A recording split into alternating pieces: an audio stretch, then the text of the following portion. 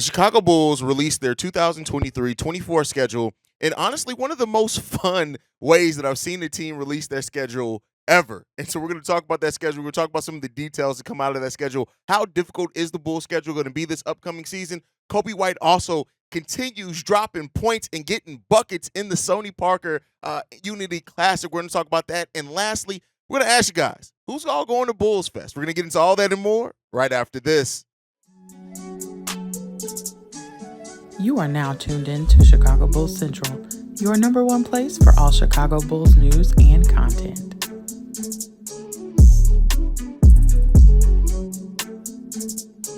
What's going on, Bulls fans? Welcome to another episode of Chicago Bulls Central, your number one spot for everything Chicago Bulls related. I'm the host here, Haize, but more importantly, you can follow the channel at Bulls Central Pod on every social media platform we happen to be on. With all that being said, let's go ahead and get into the content for today. So the Chicago Bulls released their full 82-game schedule last night with all the NBA teams releasing their schedule. And the Bulls did it in one of the most fun ways I have seen a team release a schedule probably ever, if I'm being 100% honest with you guys. Like the Pokemon style video, especially for it's so nostalgic, especially for people in like my age range and group. If you're around that age, and I guess really not even around my age because Pokemon still goes. Like my kids, my 17-year-old son, my 9-year-old son, right? Both of them still play Pokemon almost every day at this point. So, that's just something that, to go back to that 16-bit style, to have that video, to have Benny the Bull riding around, Adam Silver pop in as the professor. It was just a lot of great Easter eggs and just so much great nostalgia from that schedule release that, I want to hear from you guys. I think the Bulls are goated now when it comes to schedule releases because some other teams did some things and it was cool and interesting. I think every team has kind of their own little interesting twist they put on their schedule release, but I don't see any that were nearly as good as what the Chicago Bulls did. But so in this, we're gonna go ahead and talk about a little bit of the details from that schedule. So our season opens against the OKC Thunder on October 25th. So put that on your calendars. That'll be the first time we are back live streaming as a family as well, which you guys know I'm always excited to get the live streams back going. It's my time to interact with you guys. So really excited about that part of it. Of course, we'll be live streaming during the preseason and everything like that, but we'll get back into full gear during the regular season where we have our our post games, and our halftime hangouts all going down during games. You get 3 live streams during the regular season. So if you're new to the channel, which we've gotten a lot of new subscribers over the summer and off season, we do a pregame every single game. We do a halftime hangout where I go live for about 10 minutes during halftime. And then we have a full post-game show that usually goes about 45 minutes to an hour. So we'll be back on that. Now, as far as nationally televised games, the Bulls have 4. They have 7 if you count NBA TV. I know not everybody has NBA TV, but it is considered a national televised game because it is available nationally. You just have to have a subscription to it. So, so we get 1 game on TNT, which is against the Toronto Raptors. We get 3 games on ESPN. We also get 3 games on NBA TV, as already mentioned. So, those are solid national games. And unfortunately, for a lot of the teams, a lot of the fans and more casual fans that don't subscribe to NBA League Pass, that's going to be their sample size of the Bulls. They are going to inform their opinion on how good the Bulls are or not based off those 7 games out of 82. That's just the way that it works, right? Now, the Bulls can be flexed into more games. Last season, our Rivals Week game against the Charlotte Hornets was supposed to be nationally televised, but then when both the Ball brothers missed out on it, they took it off national TV. I think this is the first year where the NBA has made every game able to be a flex game. So if the Bulls do come in and perform much better than people are expecting, right, much better than that 36.5 win total that's been projected by Vegas for us, don't be surprised if the Bulls may be able to sneak in there in a couple of more games. If the Bulls underperform and struggle like they have the last couple of seasons, don't be surprised if maybe we get some of those taken away, right? So you just never know when it comes to that part of it. But, we'll see. At least we're going into the season with those nationally televised games scheduled. We have a total of 13 back-to-backs this season. 13 of them. Count them. And 4 of them come within the first couple of months of the season. First month, I think, of the season between the start at the end of October to the middle of December. We have quite a bit there. So, be on the lookout for that. I know 6 are all before mid-January. So we're gonna have a hell of a season. And the NBA is now doing this thing with scheduling as well, where there's more not back to backs, right? I guess I gotta find the word for it, but it's like a homestand. For example, like Miami comes to Chicago and they play 2 games in Chicago before they leave. So it's not necessarily back to back because it's a day between the games, but then we go to Miami. We play both our games against Miami over the course of 3 days. So we're just going to stay in Miami. So as the NBA is trying to figure out how to kind of better balance scheduling, that's one of the things that they're doing. And, I like it. I think that it's a smart thing. I think that the NBA is looking at what they can do to kind of ease travel as much as possible. So you're seeing more of a kind of a like homestand type thing with like a series, kind of mini series between teams where you're facing the same team in back-to-back games, but not necessarily on back-to-back days. So that's going to limit travel. It's smart for the NBA to do, especially as they're incorporating a midseason tournament. So like to see the NBA kind of evolve how they schedule now. Towards the end of the season, is back to the Wild Wild West. We go all over the place. We have like a 5-game Western Conference road trip in there. We have some crazy travel towards the end of the season. So while the NBA is doing some things to make it better, it's not a perfect system yet. And I don't know if you can get it perfect when you're doing 82 games and then you in different conferences, things like that. But overall, the Bulls schedule, they come in as the ninth hardest strength of schedule in the NBA this upcoming season. So, that's at least to start. That strength of schedule thing changes. It goes up and down as other teams are winning and losing. That does factor in back-to-backs. It factors in rest days. And so, we'll see how the Bulls fare in that. It's going to be a tough schedule, right? And so, especially when you're a Bulls team that struggled last season with young, scrappy, deep teams, we'll see how the Bulls fare. Now, Bleacher Report came in after the schedule release and put the Bulls expected win minus at 41 and 41. So about the same as what they were last year at 40 and 42.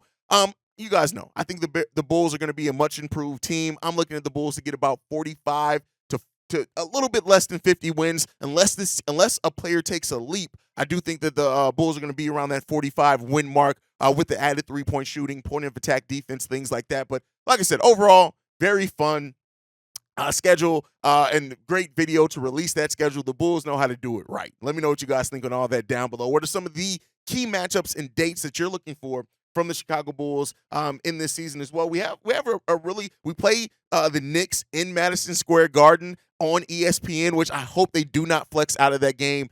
Madison Square Garden is it's the Mecca. It's a special place, and I really do hope that the Bulls that they shine well on that, right? And so, there's a couple of key games in this.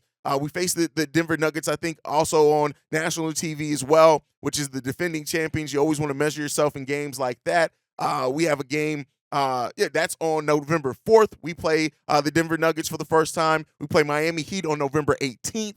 December 20th, we face the Los Angeles Lakers in Chicago, which always having LeBron James in town is fun. A lot of eyes are going to be on that one. January 22nd, we face the Phoenix Suns.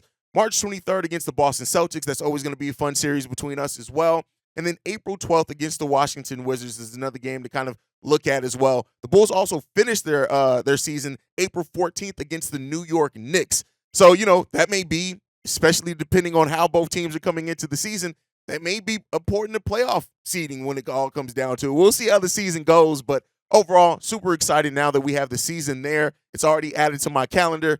That's going to be my work schedule. So it is what it is. All right, let's get into the next topic. Coby White, after dropping about 51 points in his first showing in the Sonny Parker Unity Classic, comes out and drops 41 points. And yes, I get it. This is not NBA 41 points. Coby White absolutely should be shining against players that aren't NBA caliber. But again, it's always fun to see your guy cooking. And Coby White, especially now with the schedule release, things like that, getting into form, if Coby can be and how he ended the season scoring-wise to start the season, adding that into his improved defense and things like that, we're looking at a hell of a season for Coby White. No matter if he starts, comes off the bench, it doesn't matter, right? Coby White, I want to see him that next level now that he's improved the defense, he's improved the dribbling, he's improved the ball handling and playmaking. We want to now see Coby White be that consistent scorer that we thought he was going to be when we draft him. Yes, he's always going to have a little bit of streakiness to his game. We understand that. But I want to see a season of Coby White really being able to just be that spark plug, right? Be that scorer that gets going, gets rolling, and just shoots the team into games and hopefully not out of games. And so I'm putting up the highlights, of course, during this so you guys can see it as well. I'm sure most of you guys have saw it already, but like overall, like Coby White is coming into a big season. He showed so much growth for the people that actually watch basketball games last year. You know the growth that Coby White made and the leaps that Coby White made in his game in almost every facet except scoring. And then that came along post All-Star break. If we can combine post All-Star and pre All-Star break Coby White that brought the defense throughout all of that and came in and brought the offense, listen, that's a player that, like I said, regardless if he starts or not, I know a lot of people are calling for Coby White to start. I know we also have that article as well that a lot of people have taken out or run with it. It said that Torrey Craig predicted to take the starting spot away from P. Will. Some of you guys, like, read the actual articles. That article was spun off from an original article that I actually read here, in which the article was about P. Will actually making a leap and why his leap was so important. Now everybody's just like, did you hear? Coby White already lost his starting job. Y'all got to read, man. Stop reading just the headlines. Y'all frustrate me so much with that. I love you guys, but read. Reading is fundamental. Read. Stop taking a headline and then using just the headline to then inform a comment that you make.